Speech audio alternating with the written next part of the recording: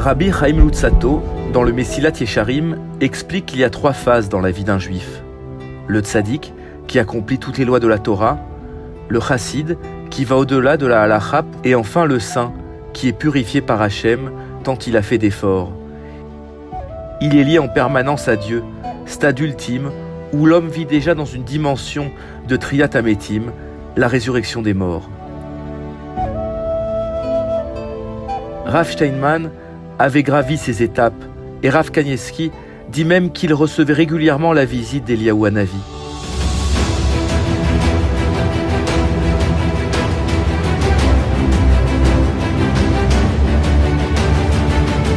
À chaque instant de sa vie, en dehors de la rigueur et la précision avec laquelle il accomplissait les mitzvot, il avait le respect de tous, le souci de comprendre chacun, de ne jamais vexer personne. Et bien qu'il fût centenaire, il arrivait à comprendre les problèmes des jeunes, des enfants, des adolescents. Sa perspicacité, sa finesse de réflexion, sa rapidité de compréhension lui permettaient de comprendre les problématiques du peuple juif. Ne dire qu'une chose que j'ai eu l'occasion de voir, c'est la siyata d'Ishmaïa, la providence divine qui accompagne la grandeur de ces grands hommes lorsque la providence divine les met à l'avant d'une génération. Il développa les grands kolélim, ces centres où des talmidei chachamim étudient par centaines. Il a structuré le concept du soutien financier à grande échelle, la Torah par l'achat d'heures d'études.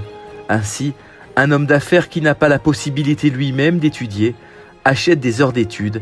À la venue du Mashiach et au monde futur, il aura à son bénéfice des dizaines de milliers d'heures d'études. Beaucoup se sont mis à donner comme une vraie association. Nous devons apprendre à avoir une responsabilité pour toute la création, une responsabilité pour notre communauté, une responsabilité pour notre famille, une responsabilité pour le clan Israël et une responsabilité pour le monde.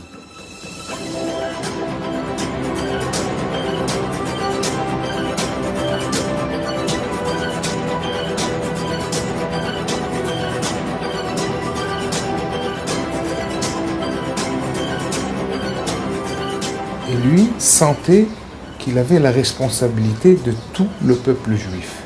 Et lui, qui était encore dans un monde d'il y a un siècle, c'était lui qui comprenait exactement, qui savait trouver les mots pour pouvoir continuer à faire monter, à élever toute une génération qui est confrontée à des épreuves très difficiles. Il n'a jamais économisé ses forces quand il fallait agir pour le peuple juif. Et pourtant, il a toujours fui les honneurs. Le Rav Steinman est né en 1914 dans la région de Brisk en Lituanie. Des parents suisses sur l'invitation de la yeshiva de Montreux. Les Polonais étaient très flattés qu'un pays comme la Suisse leur demande d'envoyer des jeunes professeurs.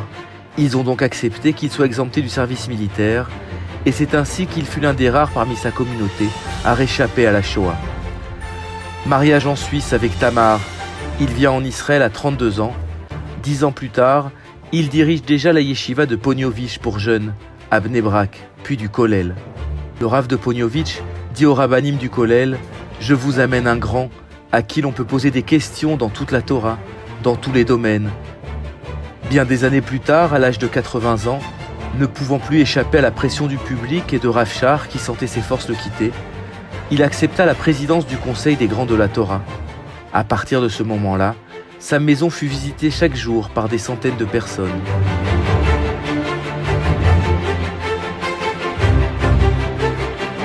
Le Rav Steinman a agi activement tout au long de sa vie en faveur du monde séfarade.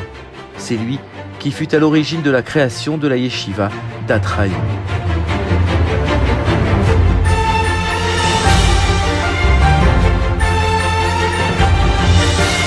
On m'avait convoqué en septembre 97 en me disant « Il y a une jeunesse séfarade brillante, il faut des institutions qui soient à la hauteur pour les recevoir et les faire grandir. » Et c'était une façon de dire « Je suis derrière ».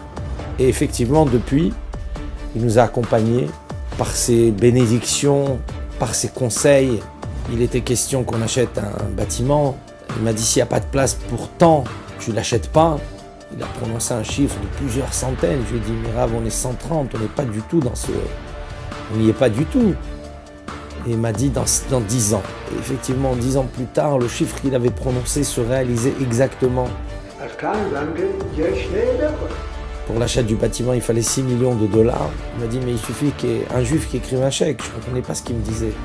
Et finalement, il y a un juif qui est venu, qui a écrit un chèque de cette somme-là, et le bâtiment a pu être acheté. Il ne se trompait pas sur la réalité de la vie. Et Baruch Hashem, il a marqué notre génération. Il a réussi à gérer la seconde génération, pas celle des idéalistes qui ont bâti le monde religieux en Israël, mais les enfants de cette génération, ce qui est toujours beaucoup plus dur. Il a réussi. Amen. Amen. La génération méritait d'avoir un dirigeant pareil.